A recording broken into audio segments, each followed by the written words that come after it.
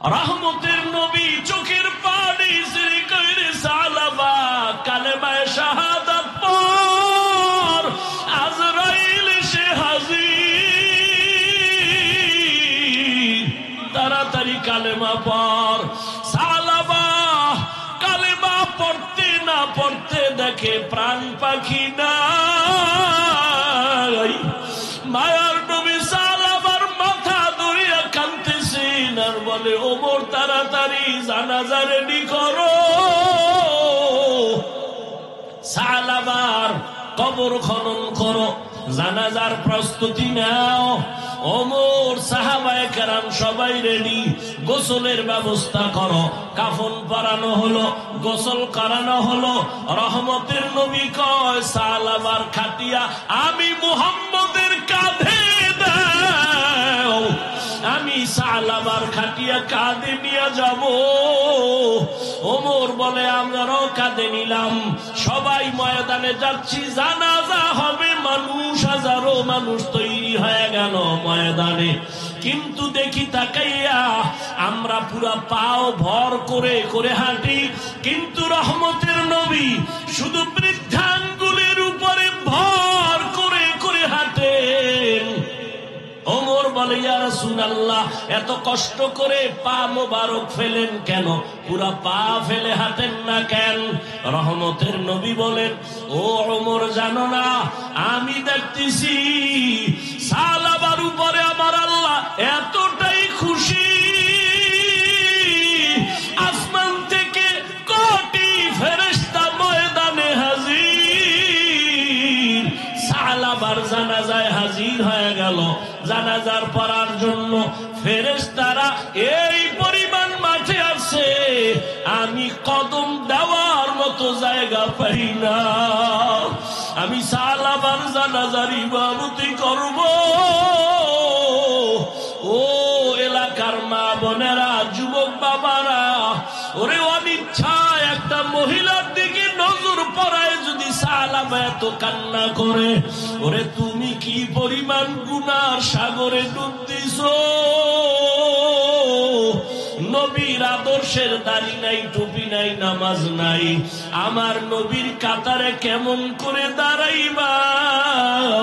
পায়ে হাত রেখে বলি, এখনো সময় আছে, তওবা করো। আর জীবনে নবীরে কাদাইও না, দাড়ি কাটিও না রে যুবক। আমার নবীর আদর্শের মালা গলায় লাগাও, ওলামায়ে কেরামের পরামর্শ নিয়ে জীবন চালাও। मरदूद है पीछे हमें खबर नहीं, लेकिन एक वक्त में हालाक जो अमाल है सारा, एक वक्त में हालाक जो अमाल है सारा। অধ্যকার ইসলামী মহাসম্মেলনে উপস্থিত মুহতারাম সম্মানিত সভাপতি আল্লামা শায়েখ সাজিদুর রহমান দামাত বারাকাতুহুম, দেশের শীর্ষস্থানীয় হযরত উলামায়ে কেরাম, অত্র অঞ্চলের বিভিন্ন জায়গা থেকে আগত আল্লাহ পাকের আশিকিন, জাকিরিন, শাকিরিন, মুহিব্বিন, মুরব্বিয়ান ইজাম, কলিজা টুকরা যুবক বন্ধুগণ, স্নেহের ছোট ভাই, পর্দার আড়ালে মাইকের আওয়াজ শ্রবণরতা সম্মানিতা মা ও বোনেরা, আল্লাহ পাকের দরবারে শুকর যে আল্লাহ আমাদেরকে সুস্থ রেখেছেন এবং দিনের কাজের ব্যস্ততার মধ্য দিয়েও বেহেশতের বাগানে আল্লাহ আমাদেরকে হাজির হওয়ার তৌফিক দান করেছেন। নেয়ামতের শুকর আদায়তে সকলেই মহব্বতে পড়ি আলহামদুলিল্লাহ। আরো আওয়াজ করে বলেন আলহামদুলিল্লাহ। মুসলমানের একটা আওয়াজ বাতিলের জন্য একটা আতঙ্ক। মুসলমানের আওয়াজকে সমস্ত বেঈমান, নাস্তিক, বাতিলরা অত্যন্ত ভয় পায়। দরুদ ও সালাম সৈয়দুল মুরসালিন রাহমাতুল্লিল আলামিন, শফিউল মুজনিবিন, খাতামুন নবিয়্যিন, সৈয়দুস সাকালাইন, ইমামুল মুরসালিন, শফিয়ে আযম, রাসূল আকরাম, রাহমাতে আলম, নবিয়ুল আরব ওয়াল আজম, হাবিবে কিবরিয়া, আশরাফুল আম্বিয়া, সৈয়দুল আম্বিয়া, শফিয়ে মাহশর, সাকিয়ে কাউসার, আকায়ে নামদার, মদিনাহ কা তাজদার, আফতাবে নবুয়ত, ফখরে মওজুদাত, সৈয়দুল মখলুকাত, হযরত মুহাম্মদুর রাসূলুল্লাহ নবীর উপরে দরুদ পড়তে এত আপত্তি কেন আপনাদের? না ভাবে আছেন? সবাই জবান খুলে পড়েন তো, আবার পড়েন, আবার পড়েন। দরুদ শরীফে লাভ না ক্ষতি? দরুদ এমন একটা বরকতের আমল, যে দরুদের আমল করলে আখেরাতে তো লাভ আছেই, দুনিয়াতে নগদ লাভ। দুনিয়াতে কমপক্ষে প্রতিদিন ৩০০ বার দরুদের আমল করা চাই। কতবার?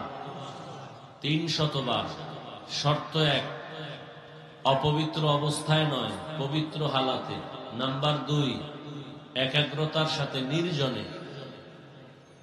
নির্জন সময় কই, জায়গা কই? নির্জন সময় আমার দৃষ্টিতে হয়তো ফজরের পরে, নয়তো ঘুমের সময় বিছানায় বসে তসবিহ হাতে নিয়া ওযু সহকারে, নামাজের দরুদ সময় থাকলে সংক্ষেপ হলেই সংক্ষেপ দরুদ ৩০০ বার ওযু সহকারে পরে ঘুমাবেন, ডান কাতে কিবলার দিকে চেহারাটা ঘুরাইয়া। ইনশাআল্লাহ ঘুমের মধ্যেই দরুদের বরকতে রাসূলের সাথে মোলাকাত হয়ে যাবে। ইনশাআল্লাহ করব তো? हर के दाशद आमिले सल्लो मुदम आतिशे दोज़ख शवद बरवे हाराम। দরুদ অনেক দামি এক সম্পদ। আল্লাহ আমাদের বেশি বেশি বেশি দরুদের আমল করার তৌফিক দান করেন। সংক্ষিপ্ত সময় আলোচনার জন্য কোরআনে হাকিমের এক আয়াত, রাসূলের একটি হাদিস পড়েছি। ইখলাস ও রুহানিয়াতের সমন্বয়ে, সহি নিয়তে, সহি তরিকায়, সহি কিছু কথা বলার মতো, শুনবার মতো আমাকে আপনাদের সকলকে দয়াময় আল্লাহ তৌফিক দান করেন। ইয়া আইয়ুহাল্লাযীনা আমানুত্তাকুল্লাহ, আল্লাহ বলেন, হে মুমিন, তোমরা তাকওয়া অর্জন করো, আমাকে ভয় করো। ওয়া কুনু মা'আস সাদিকিন, এবং সত্যবাদী আল্লাহর প্রিয় বান্দা যারা, এদের বন্ধু হয়ে থাকো। নবীজি বলেন, মান তাওয়াযা লিল্লাহ রাফা'আহুল্লাহ, যে ব্যক্তি আল্লাহর জন্যই নিজেকে ছোট মনে করে, আল্লাহ তার মর্যাদা অনেক বাড়ায় দেন। নিজেকে ছোট মনে করি মানুষকে দেখাবার জন্য না, আল্লাহর সন্তুষ্টির জন্য। मिटा दो अपना हस्ती को अगर कुछ मर्तबा चाहो के दाना खाक में मिलकर गुले गुलजार होता है।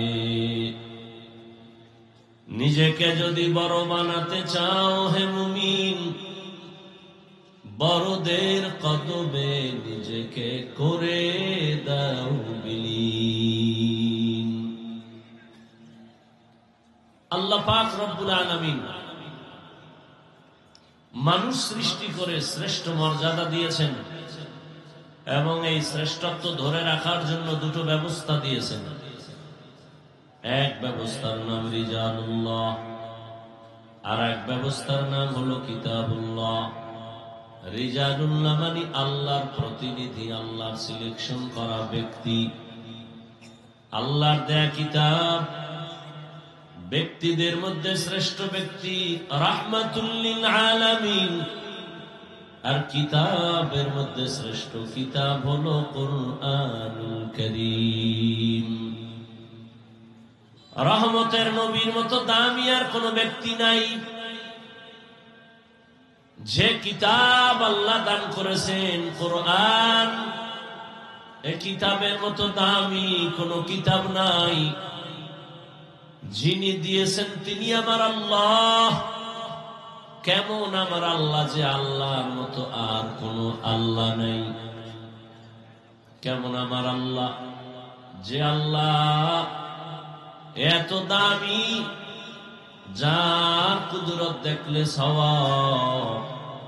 কেমন রহমতের নবী আমার, যাকে দেখলেও বান্দার আমলনামায় সওয়াব। শুধু সওয়াবই না, মোহাব্বতের নজরে রহমতের নবীকে যদি কেউ একবার দেখে জাহান্নামের আগুন হারাম হয়ে যায়। আরো আস্তে করে বলুন, ইমামুল আউয়ালিন আল আখিরিন বহর সদকা রাহমাতাল লিল আলামিন সাইয়্যিদুল কাউনাইন খাতমুল মুরসালিন আখিরা মতবুদ ফখরুল আউয়ালিন। রহমতের নবী কেমন, দয়ার নবী কেমন, মায়ার নবী। সারা জীবন যদি নবীর গুণগানের বয়ান চলে, বক্তা মরে যাবে, বয়ান মরবে না। রহমতের নবীর গুণগান কোন কলমওয়ালা যদি লেখে, কলম শেষ হবে, লেখা শেষ হবে না। কেমন একজন মায়ার নবী আমার, যে নবীর চেহারা মোবারকের দিকে যদি কেউ তাকায়, পেটের ক্ষুধা সাথে সাথে নিবারণ হয়ে যায়। কেমন রহমতের নবী আমার, যেই নবীকে দেখা মাত্র মানুষের ঈমান তাজা হয়ে যায়। আল্লাহ সেই নবীকে দান করলেন এমন একটা কিতাব, যে কিতাবটা ধরলে সওয়াব, যে কিতাব দেখলে সওয়াব, পড়লে সওয়াব। ওই কিতাবের নাম কি?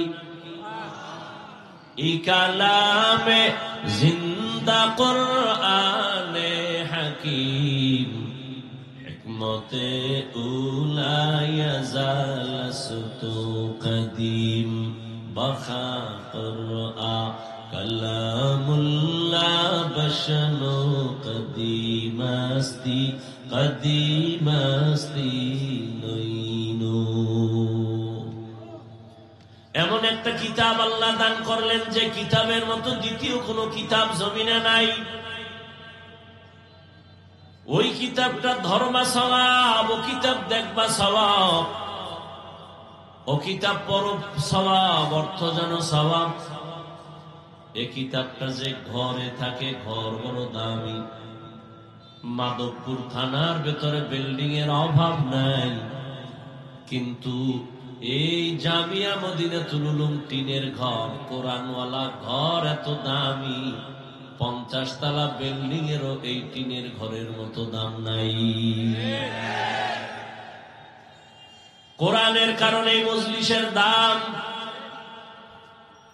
রহমতের নবী বলেন এই মজলিসটা কত দামি, যে বসার সাথে সাথে জীবনের সব গুনাহ মাফ। রহমতের নবীর পবিত্র জবানের বাণী, এ ময়দান এখন বেহেশতের বাগান। রহমতের ফেরেশতারা পুরা ময়দানটাকে ঘেরাও করে আছেন। আল্লাহ ফেরেশতা দিয়া আরশে আজিমে একটা সুন্দর মজলিস মিলাইছেন ফেরেশতারা। আর আল্লাহ ফেরেশতাদের বলেন, যাও ঘোষণা দিয়া দাও, এই প্যান্ডেলে যারা বসছে আমি সবার জীবনের সব গুনাহগুলো মাফ করে দিলাম।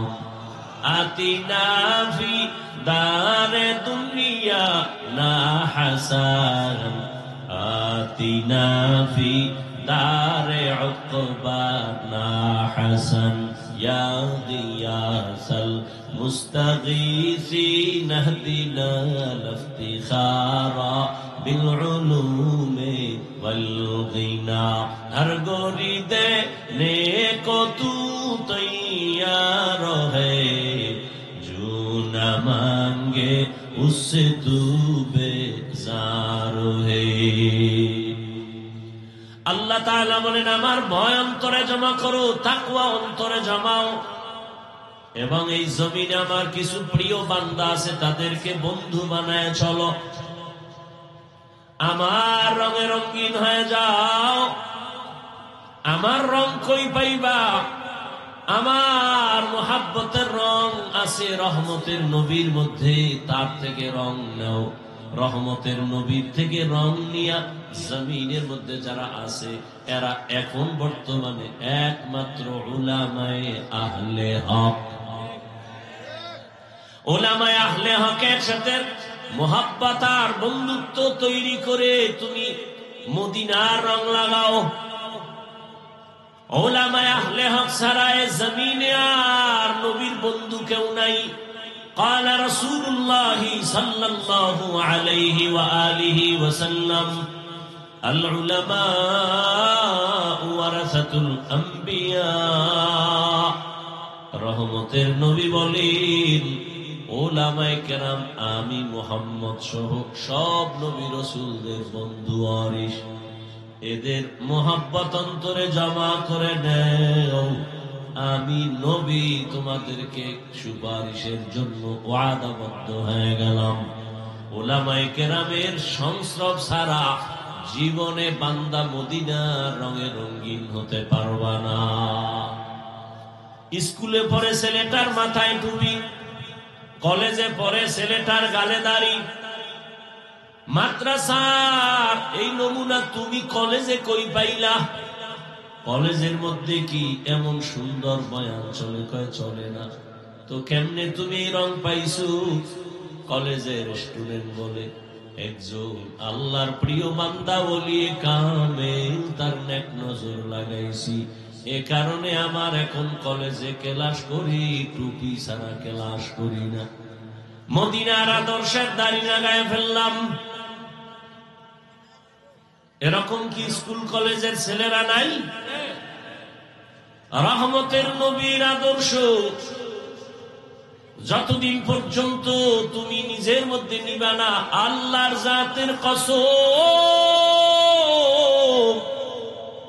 রহমতের নবীর আদর্শ ছাড়া এই জমিনে কোনো শান্তি কেউ দিতে পারবে না।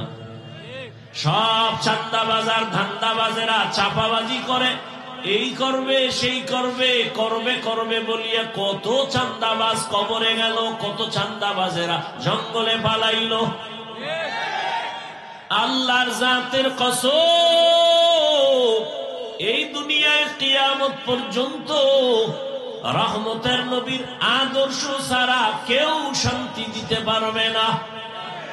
এই কথাটা চাঁদাবাজার ধান্দাবাজেরাও জানে, তবে মানে না কেন? ওদের চাঁদাবাজি চলবে না। যদি নবীর আদর্শ মানে তাহলে দুর্নীতিবাজের দুর্নীতি চলবে না, চোরের চুরি চলবে না। এই জন্যই চোরারা কয় হুজুর বয়ান করেন, রাজনীতি রস করবেন না। তোমার কথা যদি এমনই হয় ওয়াজের প্যান্ডেলে মোহাব্বতের কান্নার বয়ান চলবে, রাজনীতি যদি না চলে তো রাজনীতির নেতাদের বক্তব্য কেন দেওয়া হয়? আমগো বরিশালে বলে নিজের বেলায় টান্না ধরিস, অন্যের বেলায় পান্না করিস। বদমাস এই চাঁদাবাজার ধান্দাবাজেরা, এরা মানুষের দুশ্মন, এরা মানবতার দুশ্মন, এরা জাতির দুশ্মন, এরা স্বাধীনতার দুশ্মন। ওরা সবাই চায় নিজের পেট, নিজের স্বার্থ, জাতি নিয়ে ভাবে না। আল্লাহর কসমে জাতি নিয়ে যারা ভাবে তারা শুধু উলামায়ে কেরাম। উলামায়ে কেরাম ছাড়া জাতি নিয়ে কেউ ভাবে না। কিন্তু পদে পদে চাঁদাবাজেরা মানুষের চোখে ধুলা দিয়া আলেমদেরকে দোষী বানাতে চায়। আল্লাহ যদি হেফাজত করে, কোন চাঁদাবাজার ধান্দাবাজ আলেমের ক্ষতি করতে পারবে না। কারণ আলেম দিন নাই রাত নাই নিজের ছেলে, নিজের মেয়ে, নিজের স্ত্রী, নিজের পরিবার সব বাদ দিয়া উম্মত নিয়ে দৌড়ায়। কই ঘুম কই খানা, সব আলেম ওলামারা এত মেহনত করে একমাত্র কারণ আমার মদিনাওয়ালা নবীর মোহাব্বত অন্তরে জমা। আমি মাঝে মাঝে বলি সরকারি চাকরি করে, বেসরকারি চাকরি করে, ডিউটি করে কয় ঘন্টা? এই ঘুমান না, আমারে কামে লাগায় ঘুমাইতেছে। সরকারি বেসরকারি চাকরিজীবী কয় ঘন্টা চাকরি করে? 8 ঘন্টা চাকরি। বেতন কত? নিম্নে কত? নিম্নে 20,000, ডিউটি বলেন একজন মসজিদের ইমাম তার ডিউটি কয় ঘন্টা? বলেন না কেন? বেতন কত? কত? এর তলে আরো কত মুক্তার দানা ভরে থাকে। আর একজন আলেম ইমামতি করে 24 ঘন্টা ডিউটি পালন করে, বেতন 5,000, সভাপতি দেয় মাসে 100, সেক্রেটারি 50, তাও ঠিক মতো দেয় না। মাঝে মাঝে ইমামের আবার ধমক দেয় রিক্সার ড্রাইভার। একক তো নামাজ না পড়াইলে ধমক দেয়, হুজুর গেছিলেন কই? ইমাম বলে এত বড় সাহস তুমি কে? বলে আমি রিক্সা চালাই। ধমক দিলা কেন? পাওয়ার কি? বলে মাসে 5 টাকা বেতন দেই। এরকম বেয়াদব আছে না নাই? এরে আল্লাহর গোলাম, এই জন্য উলামায়ে কেরাম টাকার পেছনে দৌড়ায় না। যদি দৌড়াইতো তাহলে 24 ঘন্টার সেকেন্ডের হিসাব করে চুরে টাকা নিত। কোনদিন আফসুস করে না, বরদোয়া করে না, কত বেতন বাকি কিছু বলে না। আল্লাহর মোহাব্বত নিয়ে খেদমত করতেছে। এর কারণ একটাই, মদিনাওয়ালা নবীর আদর্শ তার ভেতরে। রহমতের নবী মক্কার জমিনে আসলেন এমন এক জায়গা, যে মানুষগুলো পৃথিবীর ইতিহাসে জাহেল, বড় চরিত্রহীন, এমন এক জায়গা মক্কার জমিনের মানুষ। রহমতের নবী এমন এক আদর্শ নিয়ে মক্কার জমিনে আসছেন। নবীর আদর্শ এক পর্যায়ে তারা গ্রহণ করিয়া চরিত্রহীন মানুষগুলো এত দামি হয়ে গেল। দয়াময় আল্লাহ লিস্টি দিয়া কয়, যাও জিবরাইল এই লিস্টি আমার রহমতের নবীরে দিয়া দাও। লিস্টির ভিতরে যাদের নাম আছে এরা সব বিনা হিসাবে জান্নাতি। যেই মক্কার মানুষগুলো এত খারাপ, সেই মানুষগুলোর উপরে চিঠি চলে আসলো, লিস্ট চলে আসলো, যে এই লিস্টিতে যাদের নাম এরা কি? কথা বলেন না কেন? এর মধ্যে 1 নম্বরে কার নাম? কার নাম? আবু বকর। দ্বিতীয় নাম হলো ওমর। যেই ওমর আমার নবীকে জবাই করার জন্য তরবারি নিয়ে দৌড়ায়। রহমতের নবীর চেহারা মুবারক দেখে সেই ওমর এতটা আশিক, রহমতের নবীর সামনে গিয়ে তরবারি ফালায় বলেন, ইয়া রাসূলুল্লাহ আমারে কালেমা পড়ায় দেন, বেয়াদবি করে ফেলেছি, মাফ করে দেন। রহমতের নবীর ছোঁয়া পাইয়া ওমর এমন দামি হয়ে গেল, তরবারি হাতে নিয়ে দাঁড়ায় বলে, ইসলামের দুশমনেরা, মুহাম্মদের প্রয়োজন নাই, যদি কেউ কিছু বলতে চাও আমি ওমরের তরবারির সামনে দাঁড়ায় যাও। আল্লাহ সে ওমরকে নবীজির ছোঁয়া পাওয়ার কারণে এতটা দামি বানাইছেন, এখন ওমর যেই পথে চলে শয়তান ওখানে চলে না। যুবক ছেলেটা একটা মদের বোতল হাতে নিয়ে মদ পান করে, মস্তি করে, আর রাস্তা দিয়া যায়। হঠাৎ করে তাকায় দেখে অন্য রাস্তার মাথায় ওমর আসতেছে। যুবকের অন্তরে ভয়, ওমরের দেখে এতটা ভয়, যদি মদের বোতল ওমর দেখে আমার গলায় ছুরি লাগায় দিবে, তরবারি চলে কথার আগে। যুবক ডাকে, হে মালিক, দয়া করে তুমি আমাকে হেফাজত করো, আর মদ পান করব না। ওমর সামনে আইসা এবার ডাক দিয়ে কয়, যুবক এই বোতলটা আমার হাতে দাও। যুবকের বোতলটা হাতে দিতে চায় না, যুবক কাঁপতেছে ভয়। বলে, কাঁপো কেন? ভয় নাই, বোতল দাও। যুবক বোতলটা হাতের মধ্যে যখন দিছে, ওমরে ফারুক বোতলটা হাতে নিয়ে তাকায় দেখে 1 ফোঁটা মদও নাই, পুরা বোতলটা সাদা দুধে ভরা। এখন মানুষ রহমতের নবীর আদর্শ কেমন? জীবনে নবী কোনদিন একটা মিথ্যা কথা বলেন নাই, কোনদিন আমার নবী কাউকে গালি দেন নাই, হাজারো গালি শুনছেন, নবী গালির জবাবও দেন নাই। আরো আশ্চর্য, রহমতের নবী কোনদিন দুটো চোখ মোবারক গরম করে কারো দিকে তাকান নাই। কেমন মায়ার নবী আমার! ওই নবী তার আদর্শ পাইয়া ওমর দামি হয়ে গেল, আবু বকর দামি হয়ে গেল। এরে নবীর উম্মতের দল, ওই নবীর আদর্শ ছাড়া আমি কসম করে বলেছি এই জমিনে শান্তি কেউ দিতে পারবে না। আজকে নবীর আদর্শ যার কাছে নাই তার মতো অশান্তিতে কেউ নাই। আর এত ভেজালে ভরা বাংলাদেশ, এরপরেও নবীর আদর্শ আমাদের কাছে যাদের আছে, আমাদের মতো শান্তিতে এইখানো জমিনে কেউ নাই। নবীজির আদর্শ নিয়ে যারা আছে এদের মতো সম্মানে শান্তিতে এখনো কেউ নাই। এরে নবীর উম্মত, রহমতের নবী আমার এমন এক আদর্শ দিয়ে গেলেন, কিয়ামত পর্যন্ত নবী চ্যালেঞ্জ করে গেলেন, এই আদর্শ যদি তোমরা ধরে রাখো জীবন চলে যাবে, কোনদিন তোমার সম্মান আর ঈমান যাবে না। রহমতের নবীর আদরের একজন সাহাবী সালাবা তার নাম। অল্প বয়সে নবী বড় আদর করেন। একদিন আল্লাহর বান্দা পথ দিয়ে বের হয়ে গেল, রাস্তা দিয়া কোথায় যেন যাচ্ছে, হঠাৎ বাতাস চলতেছে পুরা মদিনার এলাকায়। সালাবা নামের আল্লাহর বান্দা অল্প বয়স কিশোর, হঠাৎ রাস্তা দিয়ে হাঁটতেছে হাঁটতেছে, হঠাৎ করে চোখের নজর বাড়ির মধ্যে পড়ে গেল। বাড়ির মধ্যে একটা মহিলা গোসলখানায় ছিল, পর্দা লাগানো। হঠাৎ করে বাতাসে পর্দা উড়ে গেল।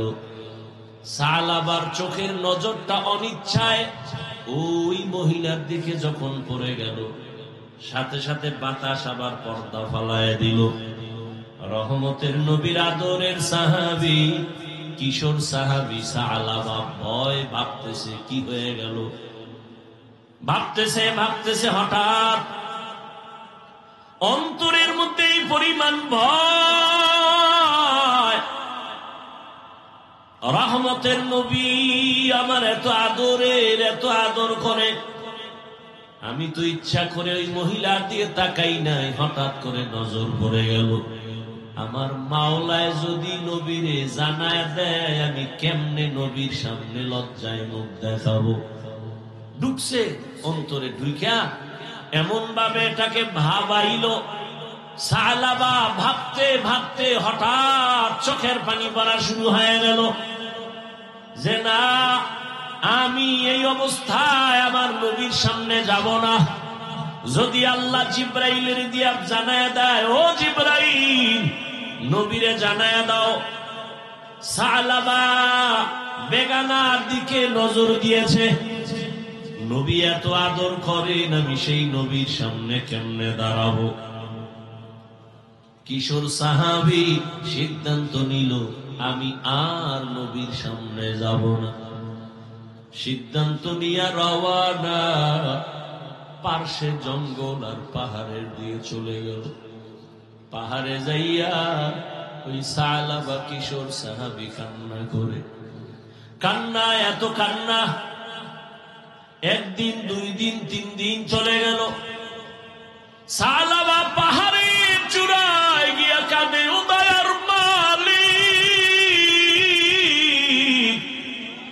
তুমি আমারে দয়া করে মাফ করে দাও, আমি রহমতের নবীর সামনে কেমনে দাঁড়াবো। চোখের পানি ছেড়ে পাহাড়ের ওই চূড়ায় গিয়া কান্না করে। ও আমার কলিজার যুবক, সারাটা রাত মোবাইল সামনে নিয়ে জেনা করতেছো, মোবাইলের দিকে তাকায় সারা রাত চোখের জেনা, কানের জেনা, জবানের জেনা, অন্তরের জেনা। আর ওই নবীর সাহাবী কিশোর সালাবা নবীর সামনে কেমনে দাঁড়াবে? করলেন, পাহাড়ে চলে গেলেন। ওই পাহাড়ের চূড়ায় কান্নার আওয়াজ। একদিন, দুদিন, 3 দিন, এভাবে যেতে যেতে 1 মাস সাহাবা নবীর কাছে নাই। 1 মাস পেরিয়ে যখন যায়, নবী একদিন ডানে বামে তাকায়, হঠাৎ করে সাহাবার কথা মনে পড়ে। ওমরে ফারুকের ডেকে বলে, এই ওমর, সাহাবারে দেখি না, কোথায় আমার আদরের সাহাবা? সাহাবার খবর নাই। ওমর সহ সব সাহাবায়ে কেরাম বলেন, ইয়া রাসূলুল্লাহ, আজকে প্রায় 1 মাসের বেশি সাহাবারে দেখি না, কোথায় সাহাবা? নবী কয়, ওমর যাও, জলদি করে যাও, সাহাবারে খুঁজা তারপরে আমার সামনে নিয়ে আসো। মায়ার নবীর অন্তরের মোহাব্বতের টান কিশোর সাহাবারে খুঁজতে বের হয়ে গেল। ওমর সহ অনেক সাহাবায়ে কেরাম, কোথাও পাওয়া যায় না। কই সাহাবা? ঘুরতে ঘুরতে ওই পাহাড়ের পাদদেশে গিয়ে দেখে মানুষ। ও ভাই, তোমরা কি এখানে কোনো কিশোর ছেলে দেখছো সাহাবা নামে? কয়, না তো। ওমর বলে, হ্যাঁ বলো, খুঁজে বলো। একজনে কয়, হ্যাঁ, একটা ছেলে দেখছি প্রতিদিন সকাল 10টার দিকে এখানে আসে, পাহাড় থেকে নেমে হালকা কিছু খাইয়া আবার চলে যায়। দেখি তার চোখ গড়ায় শুধু পানি পড়ে। কান্না করে করে আসে, আবার কান্না করে করে চলে যায় পাহাড়ে। ওমর বলে, তো এখানে প্রতিদিন আসে? বলে, হ্যাঁ। ওমর বলে, তো এখানে বসি, কালকে তো আসবে? বলে, আসবে। সাহাবা সহ ওমর বসে আছেন। ঠিক পরের দিন পাহাড় থেকে সাহাবা নেমে আসতেছেন। এই সেই ওমরের দেখা ভয়। ওমর বলে, কোনো ভয় নেই। সাহাবারে, আজকে 40 দিনের কাছে হলো রসুল তোমারে দেখে না। নবীর অন্তরে মায়ার আগুন জ্বলে উঠছে। তাড়াতাড়ি চলো, রহমতের নবী আমাদের পাঠাইছে তোমাকে নেওয়ার জন্য।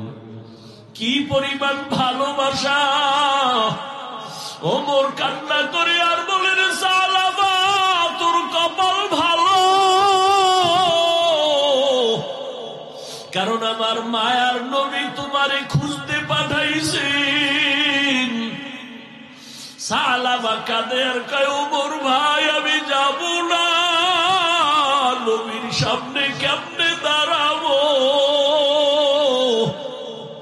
আমি অন্যায় করে ফেলেছি, বড় লজ্জা পাই। ওমর বলে, রসুল থেকে ওয়াদা দিয়েছি, তোরে না নিয়ে যাব না। সাহাবার হাত ধরিয়া জোর করে মদিনার নবীর পথে রওয়ানা। রহমতের নবীর সামনে ওমর সাহাবারে নিয়ে হাজির। সাহাবা কান্না করে করে বেহুশ। মায়ার নবী বসায় কয়, আয় সাহাবা, 1 মাস আমি তোরে দেখি না কেন? সাহাবা কাঁদে, নবী আমারে আল্লাহ মাফ করবেনি। সাহাবা কাঁদতেছে। নবী বলেন, আমার উরুর উপরে মাথা লাগাইয়া রেস্ট নাও, শুয়া শুয়ে একটু আরাম করো, কান্না বন্ধ করো। তুমি যদি অন্যায় করো আমার মাওলা মাফ করে দিবেন। সাহাবা কান্না করে কান্না করে কান্না করে আর এদিক সেদিক দৌড়াতে চায়। রহমতের নবী বলেন, সাহাবা কান্না বন্ধ করো, আর কাঁদিও না। সাহাবা একবার নবীর উরুর উপরে মাথা লাগায় আবার বসে, আবার নবী শোয়া দেয়, আবার বসে। হঠাৎ করে কান্নার এক পর্যায়ে সাহাবা কয়, ইয়া রাসূলুল্লাহ, আমার পিঠের মধ্যে পিপিলিকার মতো কি যেন হাঁটে। রহমতের নবী চোখের পানি ছেড়ে কইরে, সাহাবা কালেমায়ে শাহাদাত পড়, আজরাইল সে হাজির, তাড়াতাড়ি কালেমা পড়। সাহাবা কালেমা পড়তে না পড়তে দেখে প্রাণ পাখি না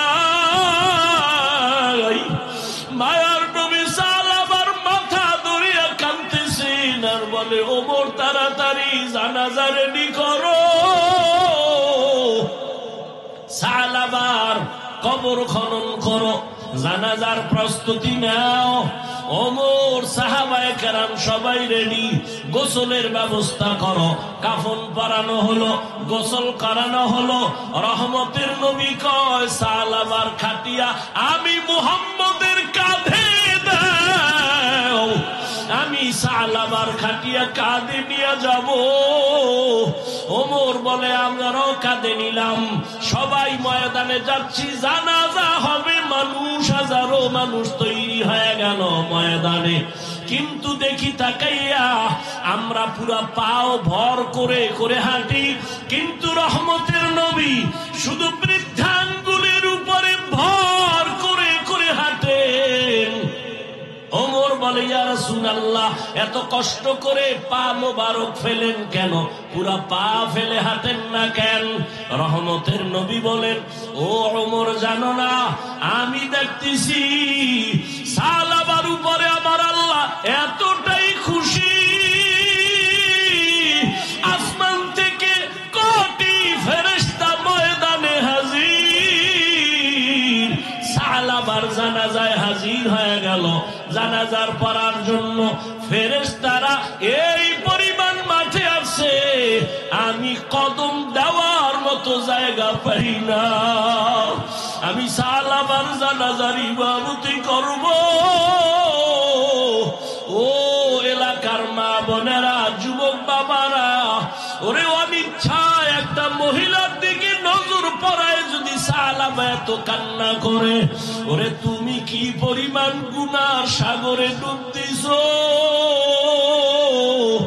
নবীর আদর্শের দাড়ি নাই, টুপি নাই, নামাজ নাই, আমার নবীর কাতারে কেমন করে দাঁড়াইবা?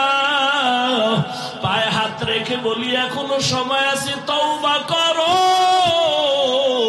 আর জীবনে নবীরে কাদাইও না, দাড়ি কাটিও না রে যুবক। আমার নবীর আদর্শের মালা গলায় লাগাও, ওলামায়ে কেরামের পরামর্শ নিয়ে জীবন চালাও। আর দাড়ি কাটিও না, নামাজ ছাড়িও না। তোমার মতো কত জেনারেল সন্তানেরা জেনারেল লাইনে থাকিও চাকরি করে, ব্যবসা করে, নামাজ ছাড়ে না, বেপরদায় চলে না। তুমি কেন পারবা না?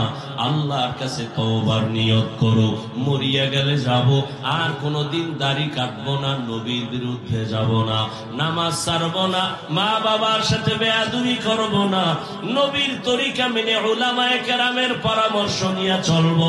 তওবা করার যদি নিয়ত হয়, খাঁটি তওবার নিয়ত যাদের আছে, দুটো হাত আমার আল্লাহকে দেখায় দাও। আয় আল্লাহ, হাতগুলো কবুল করে নেন, তওবা কবুল করে নেন। আয় আল্লাহ, তওবার উপরে মজবুত হইয়া চলার মতো তৌফিক দান করেন, আমিন। ওই নবী মদিনার মোহাব্বত অন্তরে জমা করে আল্লাহর কাছে তওবা করে আজকে থেকে এক ওয়াক্ত নামাজ যেন ছুটে না যায়। আল্লাহর মোহাব্বত নিয়ে 5 বেলার নামাজ পড়ার জন্য যুবক তৈরি হয়ে যাও। দুনিয়াও তোমার বাদশা, আখিরাতেও তুমি হয়ে যাবে বাদশা। নবীজির মোহাব্বত নিয়ে আল্লাহর আদালতে যেন দাঁড়াতে পারি, সে তৌফিক আল্লাহ দান করেন। আল্লাহর মোহাব্বত নিয়ে সবাই দিনের পথে চলার মতো তৌফিক দান করেন, আমিন।